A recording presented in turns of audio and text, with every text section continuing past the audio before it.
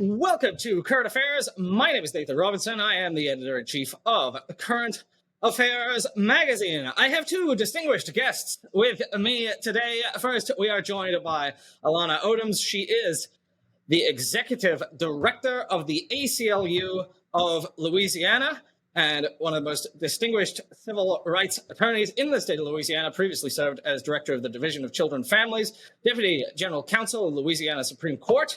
She co-chaired the statewide effort to reduce incarceration of children through the Juvenile Detention Alternatives Initiative. And she's also served on as special counsel to Louisiana's Justice Reinvestment Task Force. Alanah, welcome to Current Affairs. Thank you so much. We are also joined by Nika Soon-Shiong. She is founder and special advisor to the Fund for Guaranteed Income. She also recently, as of only a few days ago, became a doctor of philosophy at Oxford University, upon which we congratulate her. And she serves on the board of the Committee to Protect Journalists and One Fair Wage. And she also recently became the publisher of the fantastic news outlet, one of the best in the country, Drop Site News, who are doing excellent work. Nika, welcome to Current Affairs. Thank you so much. Thank you for having me. Now, we are here today because you had a collaboration recently between the ACLU of Louisiana, Alanah, your organization, and Nika, your organization, the Fund for Guaranteed Income. And it's a really, really fascinating project that you did together. You just produced this report, The Cost of Freedom, Truth and the Reconciliation Guaranteed Income Program, Piloting Paths to Reparations. And this report touches on so many things from, the history of slavery and mass incarceration in America to the question of how reparations can be provided, to discussions about UBI and where we go from here and how we achieve real justice.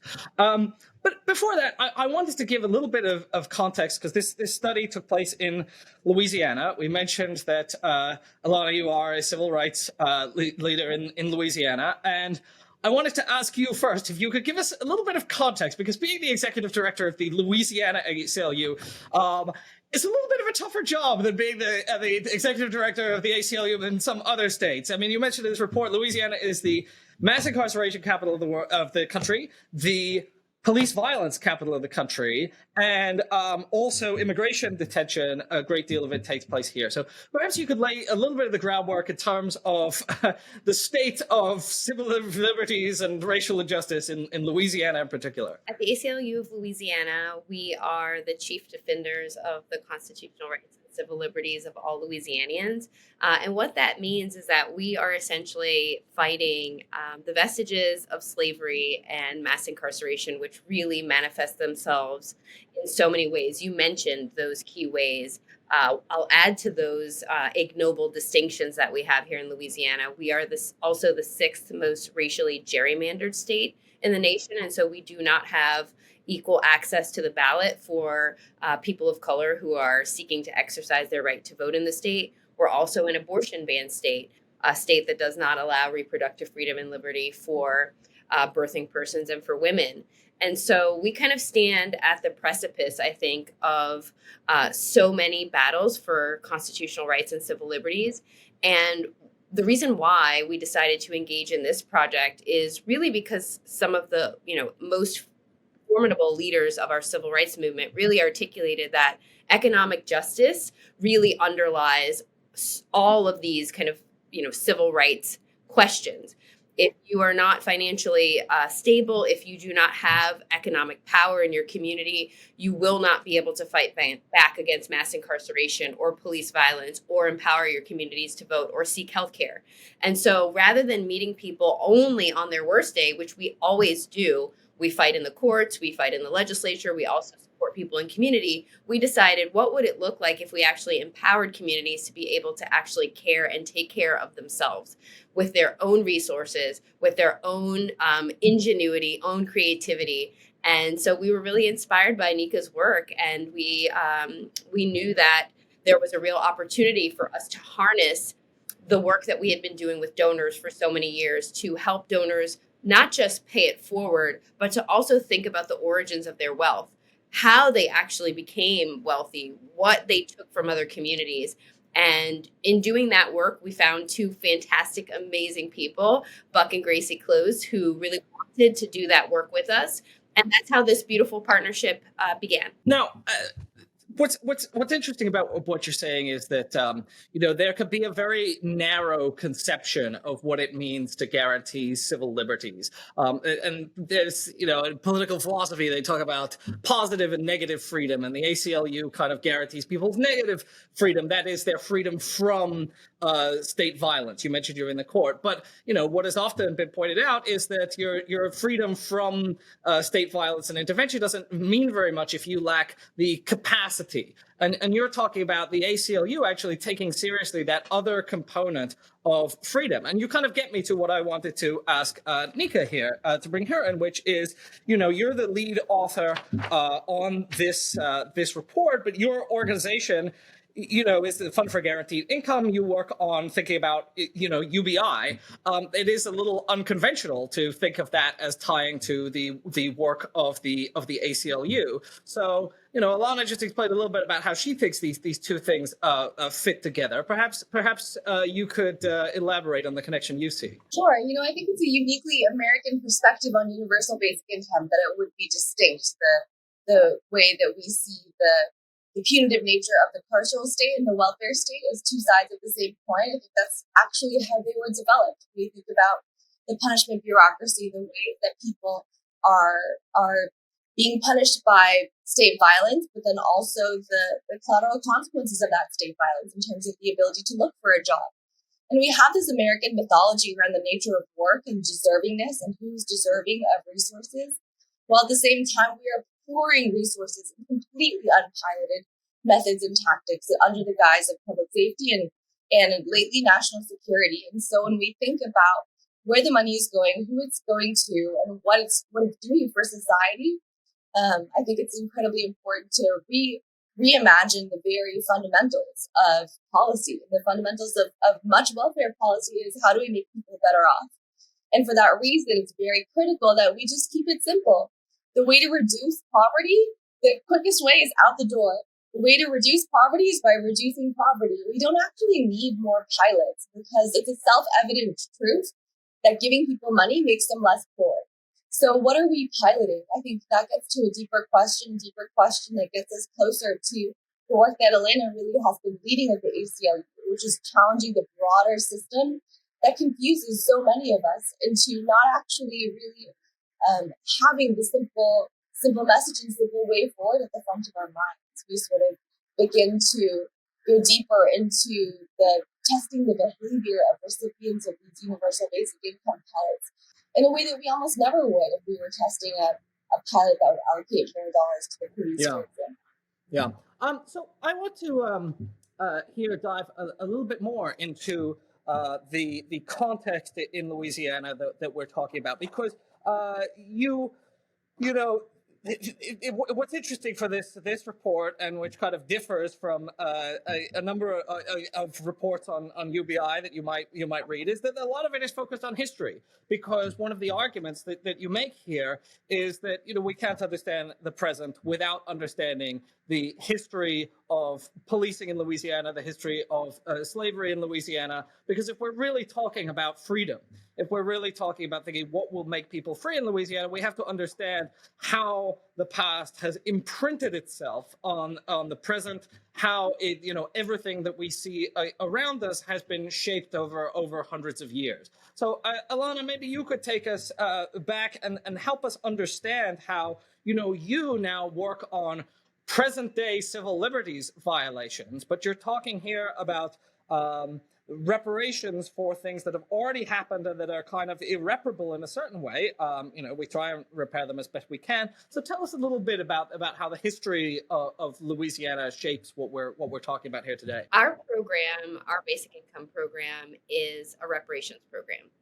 And it's really important that we designated it as such because there are so many historical and structural and legal ways in which people of color, in particular Black people in Louisiana, have suffered tremendous physical harm, state-sponsored violence and terror, but also the extraction of wealth and forced labor in the state of Louisiana. And many times people think about our carceral system as a system that holds people accountable for criminal conduct. So they think about, has someone committed an offense? Do they deserve to spend time incarcerated? But they don't actually think about the very long history and the etymology or origins of incarceration, particularly in the state of Louisiana that has had such a pernicious and very, very dangerous system of extracting labor from Black people by way of course, slavery, but then convict leasing, and then also essentially the ways in which the system then converted into a system of mass incarceration, whereby people to this day continue to pick cotton on the fields and plantations of Angola. And now we also have immigrant detention in Angola. So we just continue to see the ways in which labor is extracted, the ways in which the state sponsors and actually benefits financially from having Black bodies serving in these capacities and laboring essentially until their deaths for pennies or obviously in the case of slavery for no money at all. And so it's really important for us to make those connections. We're not talking about giving people money that is a gift. We're not talking about giving people money that is just something that we're thinking about, as we say in Louisiana, as lagniappe. This is money owed. This is a debt that we're repaying to the ancestors who built this country and from their descendants who have constructed all of the infrastructure in this state and around this nation. And so, as Ta-Nehisi Coates and others have really made clear, when we talk about reparations, we're not talking about a question of whether folks are deserving or not. We're talking about a question of history and understanding the ways in which the United States and the American government has systemically either created systems of forced labor and oppression where they extract the wealth of Black people, or they deny people fundamental rights and privileges and resources that other communities have received for generations, which have resulted in their financial gain. That is what we're talking about here. You cannot have that conversation unless you understand the history and the history is documented. And that's why I think Nika did such a phenomenal job of laying out the legacy of slavery, helping us see the evolution to mass incarceration, helping us see that the same battles that we're fighting today, we actually were fighting those battles in the 1800s. We are simply fighting a further evolution of what the government actually has put in place for many generations. And in order to actually remedy that, you can have reconciliation, but you first must start with truth. Let's talk about some of the effects of what you're able to do. So, basically, you found some great program participants, and you piloted this reparations slash basic income program. And Alanah, maybe you want to tell us, how were you able to affect people's lives and in a way that's different from what the ACLU might typically do. One of the most important aspects of this program is that when we convened the individual participants, they came from Caddo Parish, Jefferson Parish, areas in our state that have the highest levels of police violence. So we knew that we were going to be working with people with a lot of need and also who had been through really difficult and traumatic circumstances. But we thought it was really important to actually hear directly from the community as to what aspects of the program should entail. So obviously we knew that the program would entail a monthly payment, but we wanted to curate the program in such a way that we were actually providing additional services that the community themselves articulated would be important and valuable to them. So we didn't want to have a top-down approach where we decided, we think the community might be wanting to have this or that. We wanted to hear directly from them. And so through a series of focus groups, we heard that so many of our participants were fighting legal battles where they were trying to expunge their records. And these legal battles were extremely expensive, sometimes to the tune of several $1,000s or tens of thousands of dollars. What we didn't want to have happen was to provide people with a monthly payment that would then be diverted Oh, sure. back Yeah. to the criminal legal system. That was the entire point of Yeah.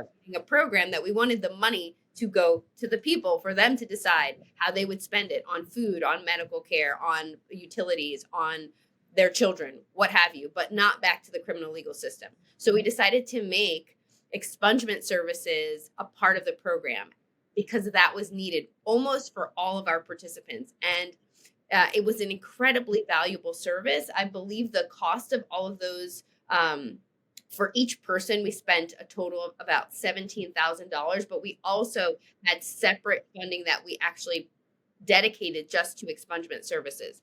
So, secondly, we heard from the community that after you go through such traumatic circumstances of being harassed or attacked or extremely or violated by police, and then you have to seek legal services, you have to get criminal attorneys to fight your battles in criminal court, you have to get civil rights attorneys or federal practitioners to file your case of 1983 in the civil court.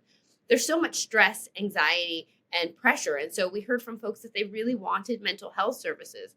What we know is that in the United States of America, there's such a need across the board for mental health services, but particularly for people who've experienced state-sponsored violence and who are continuing to experience hardships and both economic, social, and political challenges. So we instituted mental health services as well. So this was a really holistic program. It wasn't just a check. It was also hearing the voices of people who were impacted and actually providing the services that they said they needed so that they could optimize the money that they were receiving for their own benefit. And I think Nika will agree that basic income is different than any other program in the sense that we do not tell people how to spend the money for themselves. We do not dictate. There are no work requirements. There are no strings attached to suggest that we know better than they on how they can experience full liberation and power in their own lives. So we designed the program to optimize, I think, that particular expression of the freedom to choose what is right for you and your family, and the fact that you know best what you need.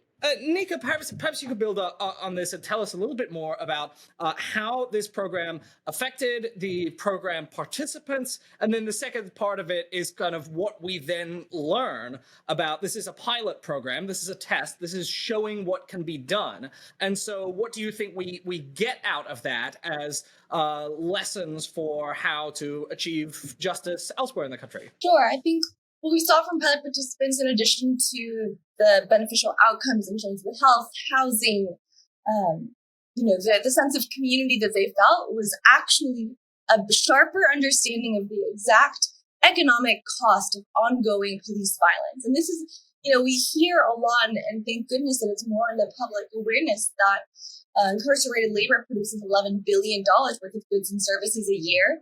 And that is due to the exception clause in the 13th Amendment that allows for slavery as a punishment for crime.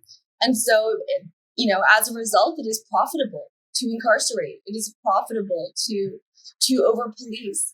But what we too often don't see is really the individual costs of that police violence on people who experience it. And I think that really came to the fore, both in this program and in the report. Moving forward, how I think this program can be situated across other programs that really frame guaranteed income and universal basic income as a mechanism of restorative justice is that guaranteed income is factually a public safety intervention. That guaranteed income and universal basic income, giving money directly to people, reduces recidivism. It improves public safety. And actually, in addition to being an effective welfare program, it really is a more fiscally responsible attempt and intervention in lack of safety that people really feel in society. And it's more fiscally responsible than continued investment in policing and incarceration. Now, Nika, can I actually ask you, there was this recent article in a new publication called The Argument. There was a very strong criticism of basic income programs that said, they don't. And I just wanted to get you, as someone who is one of the leading advocates for basic income programs, who has studied these things very carefully, who has seen their effects on people and produced research on it. I'll just quote that article. Large, high-quality randomized studies are finding guaranteed income transfers do not appear to produce sustained improvement in mental health, stress levels, physical health, child development outcomes, or employment. And when I was talking to you before about this, you kind of suggested this was beside the point, that this criticism seems like a criticism, but really is not very effective. Perhaps you could explain how you respond when people make that case. Yeah, I think I have two responses. One is that we see year on year, apparently crime statistics are going up, yet we continue to invest more and more in the same intervention, which is the police. And so if by this logic we were informing policy, then we would actually have to reduce funding for the police. The second thing I want to bring up is that randomized control trials is an experimental intervention geared for developing pharmaceuticals, where you have a completely controlled environment and you have one treatment arm where they receive money and one control group where everything else is the same across the two. But we live in a social reality where that's not the case, first of all. We also live in a time when inflation is rising, the cost of living is rising, eviction moratoriums are ending, where we had COVID-related job loss, where we have so many different harms are happening on society. And so then we ask the question, does giving a family and $500, whereas most welfare programs, they scale up the amount that's given based on the size of the family and how many mouths there are in a household to feed. But yet we're asking the question, does giving something like $500 to a family improve every single factor? And I think, again, that is besides the point. We know categorically that giving people money reduces their levels of poverty as measured by how much money they have in the bank. Yeah. And so for that reason, what are we testing?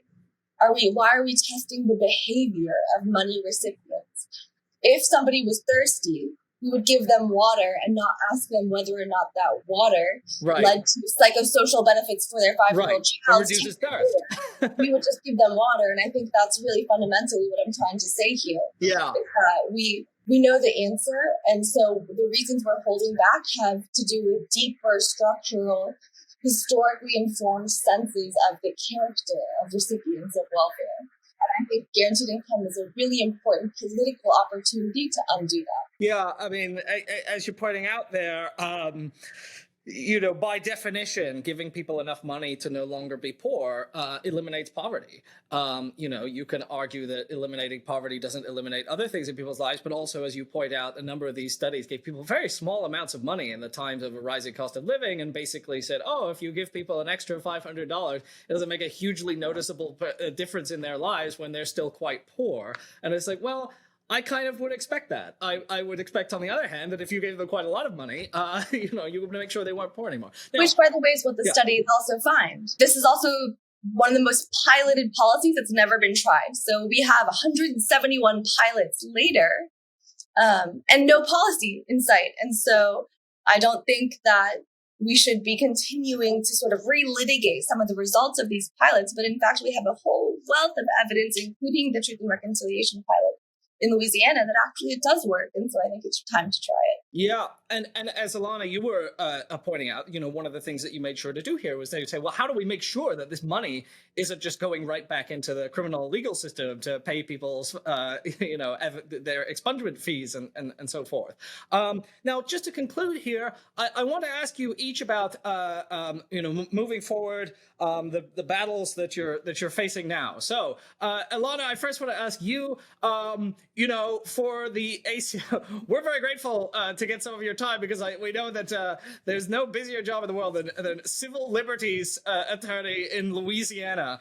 So what are the big fights that the ACLU of Louisiana faces right now? So we're going to continue to fight this carceral system.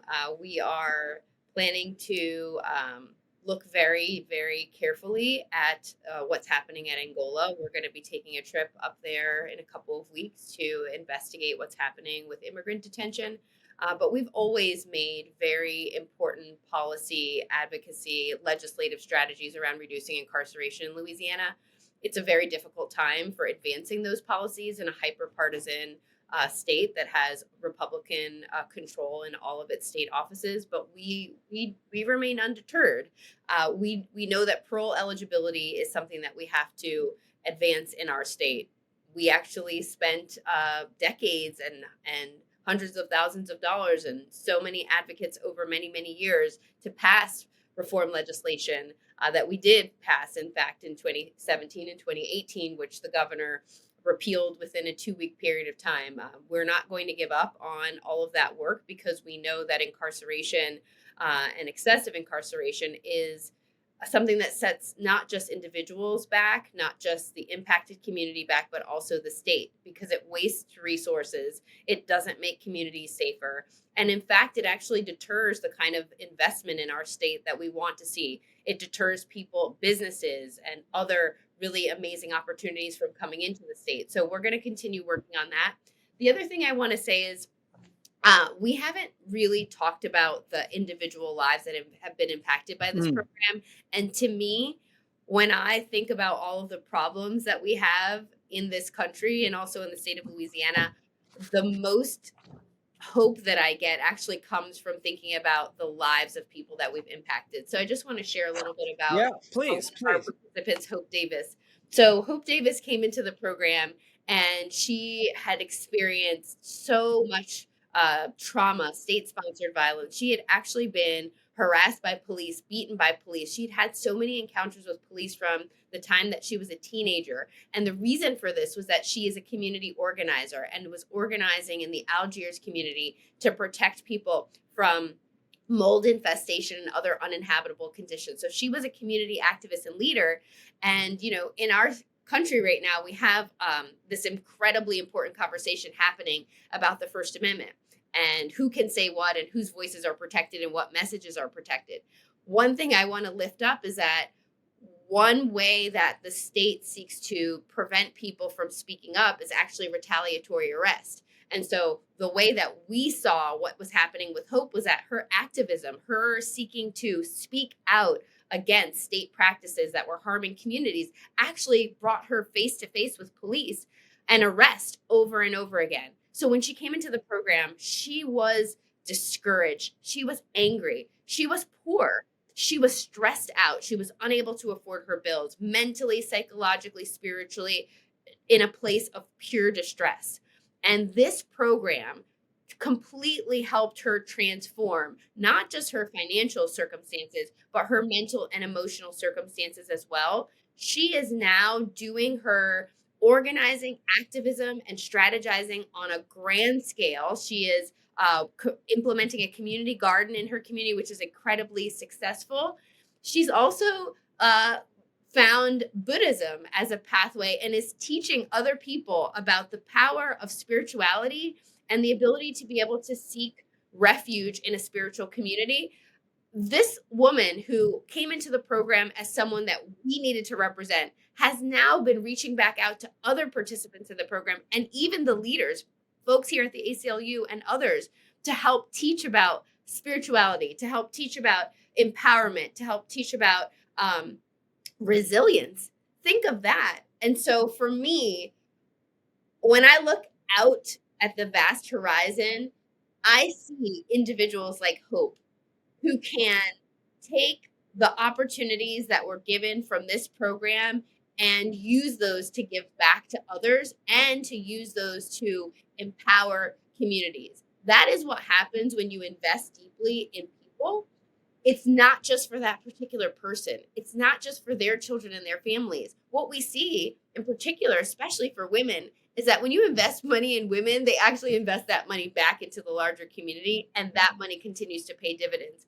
So while I'm looking at all the problems and while I'm thinking about legal strategies and policy strategies, I am more as thinking about hope. And I want us to be hopeful. And her story really helps me completely feel like the work that we're doing is not just going to be for today or for tomorrow. It's going to be for my daughter's generation and for the generations that are going forward. Just to build on that and say that, what I was saying earlier is that guaranteed income is a public safety intervention. And just to reiterate how I've seen that, in addition to Hope's story, is Grace's story and the family, the close siblings who recognize their personal responsibility and ability to contribute for generations and rewrite their family's history. That's one, but also the fact that this is something that we have seen in guaranteed income program after program. At Fund for Guaranteed Income, we've run around 14 programs across the country.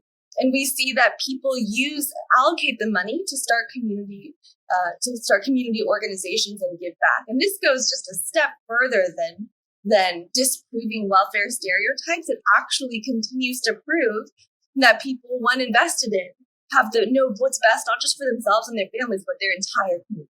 A number of the testimonies in the report suggest that there are kind of intangible or difficult to quantify benefits here. I mean, you do try and quantify the the benefits to people when you can, but you have quotes that from people who say, Anthony Morgan, who was a participant, said it helps financially, provides relief, adds stability to living conditions, but mainly it helps to have someone listen and try to correct some of the wrongs. Another quote, I appreciate the concern, having someone to talk to, someone who actually cares about me, gives me a hope that I hadn't had beyond the money. The program lessened my depression, stress, and anxiety, and some of the negativity I've been experiencing. To be truthful, it helped to keep me alive because it's given me hope. And so beyond getting a check, right? Human beings are not just economic creatures. The feeling of being cared about and invested in seems to also be a crucial part of what you're trying to generate here and successfully did. Amen. That's exactly right. The power of care, the power of concern, the power of investment.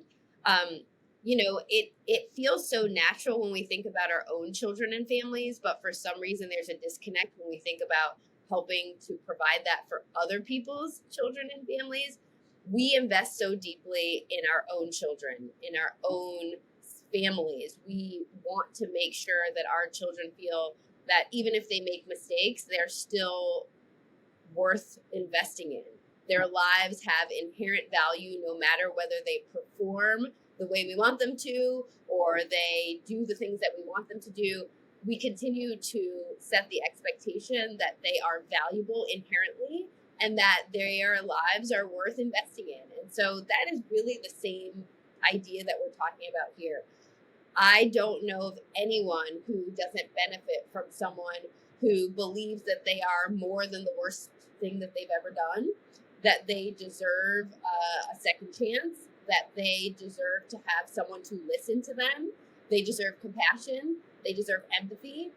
Those are some of the most powerful healing balms that we can provide to everyone, not just people in a guaranteed income program. And Nika, if people are inspired by this program, if they look at what you've done and think, we need to expand this, are there policy recommendations that you were suggesting? Are there, does the Fund for Guaranteed Income, do you work with state legislators who might be interested in implementing this kind of thing? Where do we, to quote, you quote Martin Luther King in here, where do we go from here? Well, where do we go from here? We list a couple of policy recommendations at the end of the report, which include pass HR 40 and have an actual Truth and Reconciliation Commission. So this report and this program is titled after South Africa's Truth and Reconciliation Commission at the fall of apartheid, where people gave testimonies to the harms of the apartheid system and called for a couple of things. One, a wealth tax on the companies that profited from the system of apartheid.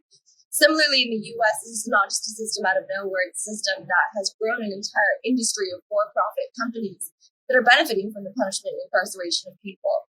Two, we have to reduce the sub-minimum wage. That includes the sub-minimum wage of people who are incarcerated that are producing, as I mentioned, $11 billion worth of goods and services a year.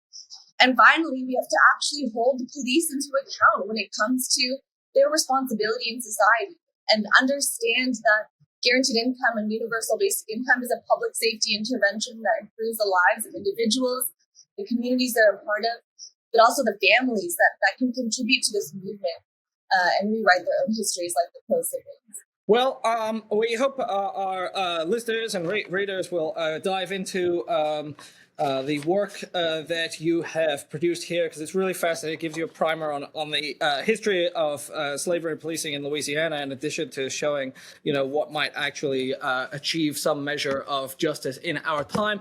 Before we go, Nika, I was hoping you could maybe just plug Drop Site News for us, because you've just joined them as publisher. We love Drop Site News, and I think we would be remiss if we did not give you a little bit to tell us what kind of work you're doing there and what's next for the publication. Sure. I think we opened our Truth and Reconciliation report with a quote from Ida B. Wells around what happens when the perpetrator writes the report. And when those who cause violence are able to tell the narrative of what is harmful, we see classic examples of victim blaming, and we lose our capacity as humans for moral outrage. And at Drop Site, we're helping to build a new kind of narrative. We are doing we've written 250 investigations that are really giving voice and giving spirit to some of the worst human rights violations that are happening right now in Gaza. And it is not unconnected to the police violence and brutality that we see here in the United States. We know that the NYPD has a branch in Israel, that LAPD has their drones program developed off of the Israeli police. We also know that Cop City in Atlanta will train 43% IDF soldiers. And so the violence that was happening to communities in the United States is deeply entwined to the violence that we are seeing abroad. And it's time for us to listen to the evidence of our eyes and our ears, and Drop Site is building that pathway forwards. And we hope to really change legacy media's tarnished reputation and relationship to this violence, and we're hoping to show a way forward. So subscribe, dropsitenews.com. Certainly some of the best coverage of Gaza is coming out right now of Drop Site News. Certainly better than the New York Times and CNN, although that is a low bar. It's our great privilege to have been joined today by Alanah Odoms and Nika Soon-Shiong. Thank you so much. Thank you so much. Thank you for having me. So you're used to hearing me tell you to subscribe to the print edition of Current Affairs, and you should subscribe to the print edition of Current Affairs. But today I want to talk to you about someone else you should support, because there are friends over at the Majority Report. I find it really, really hard to find intelligent, informed commentary on the news. There's so much bullshit in the world. And we've gotten to know and become friends with the Majority Report because we just really respect the work that they do over there. Sam and Emma and the staff there do fantastic research. They know what they're talking about. They focus on important topics. I've been on their show, and, at a time when so many supposedly independent media outlets are compromised by outside interests, they're not. We're not, and so we stick together. Majority Report is really a beacon of genuine free thought. So we are delighted to partner with them. Their kind of outlet is really rare and special and needs to be supported. And so they've agreed to give our readers a deal on memberships there, and we're giving their listeners, in exchange, a deal on Current Affairs subscription. So they are offering, Majority Report with Sam Cedar, offering discount rate for membership there to all Current Affairs readers, $5 a month for 6 months, and you can use the code Current Affairs at checkout. And so your membership there keeps the Majority Report possible. It'll give you access to their daily fun half, to all bonus content, commercial free, 5 days a week. First access to discounted live show tickets, first access to limited run merch. So if you join with that special discounted rate, you can support the Majority Report with Sam Cedar. They are unbought and unbossed. And as I say, just personally, we really like them. We really respect them. And it's been great to get to work with them. So support Current Affairs, read Current Affairs, but also support all independent left media. And Majority Report is a great example of that.